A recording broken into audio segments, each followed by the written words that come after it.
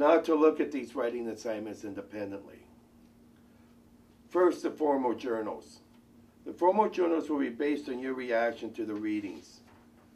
You must choose a topic to address in your formal journal, demonstrate you understand the topic, support your explanation or your understanding with quotes and personal examples.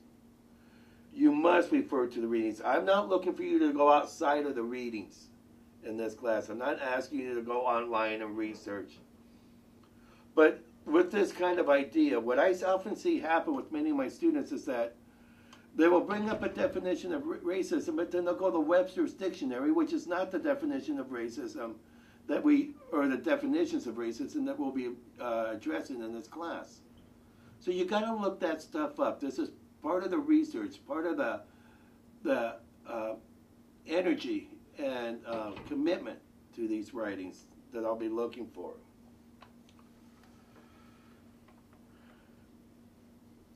The response-to-response journals are very similar to the formal journals with one key difference. And that is, I will be writing a number of responses on your formal journals. Many of them are questions, and many of them are questions that ask you to clarify or are based on certain absolute statements, these absolute statements of facts that you make, like everybody is racist. And then I'll respond and ask you to think about that idea again. And the key difference is that rather than choosing your topic, you're to respond to one or two of my comments. Don't respond to all of them like you would a short answer quiz. You'll get graded down dramatically. This is not a short answer quiz. I want you to pick one or two of my comments and think about it. What does this make you think? What do these ideas have? How they have allowed you to see what it is that you said differently, or to see complexities in your original paper. So this is a way for you and I to begin a conversation. Each student we create a conversation between me and every student in the class. So again, the response-to-response journals is very similar, the same kind of grading evaluation I look for in all the papers. But the key difference is that rather than choosing a topic, you're to respond to one or two of my comments. The final revision paper is a research paper. You're to treat it as such. I'm really looking for citations. I'm looking for that standard either MLA or APA formatted paper. The difference with this final revision paper is that you are the topic of research. It's to be 6 to 8 pages in length, and it's designed to allow you to look at your own writings during the duration of the quarter to see what this information means to you. I want you to reflect back on something that's had an impact on you in this class. You are to go back over all your readings, writings, and exams from the class and select one topic or two related topics and demonstrate what you have learned about these ideas or these topics and how these topics now affect who you are or what you believe. So this is very much that idea of self-reflection. You again are able to choose of all what topics that you want to write about. I don't want to inhibit your ability to do that.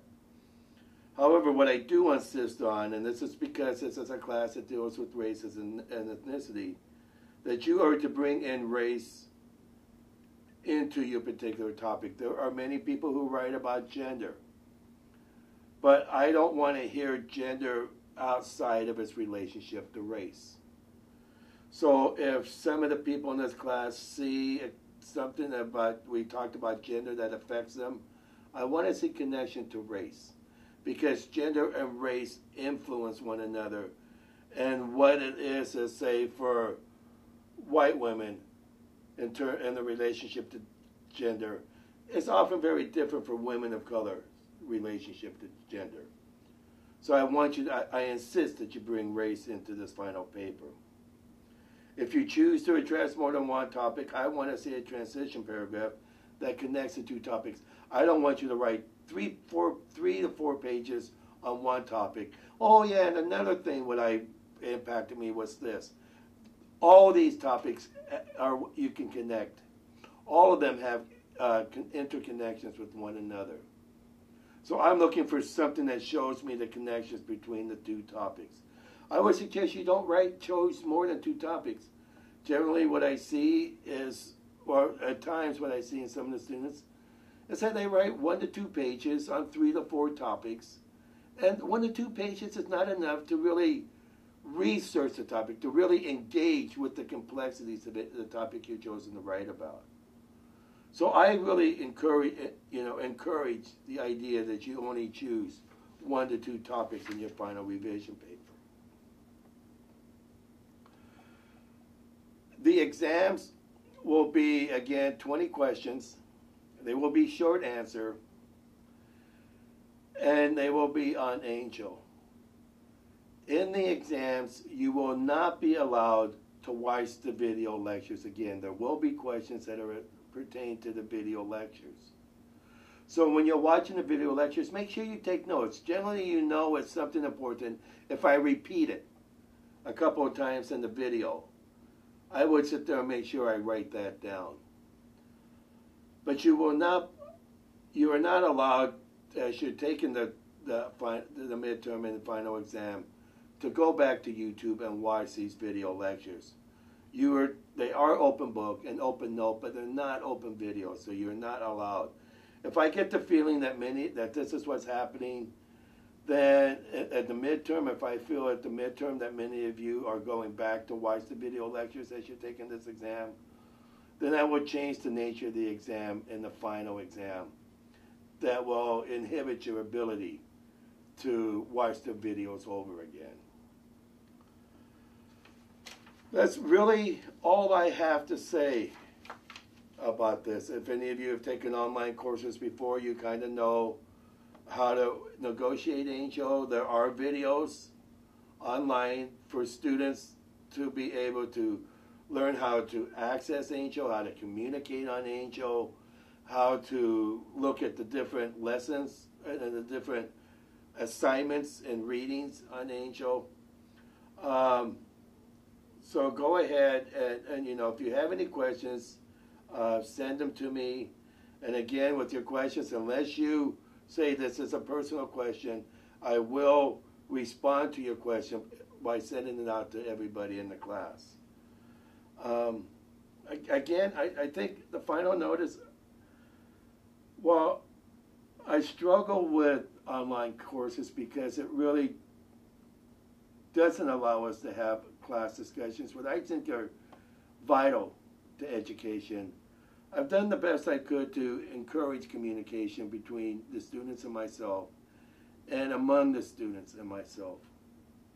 The fact on Twitter that you'll be going week by week with the face-to-face classes, and so the things that they're talking about on Twitter are the things that you'll be addressing in that particular week of readings and assignments and videos.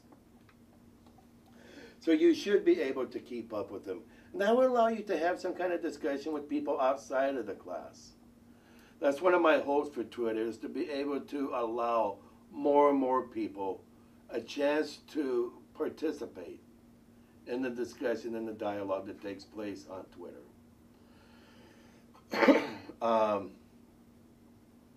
So I hope this course works well for all of us. I hope you learn from this course not only about the complexities of race,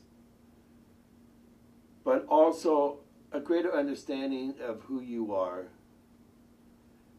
how you've come to know what you know,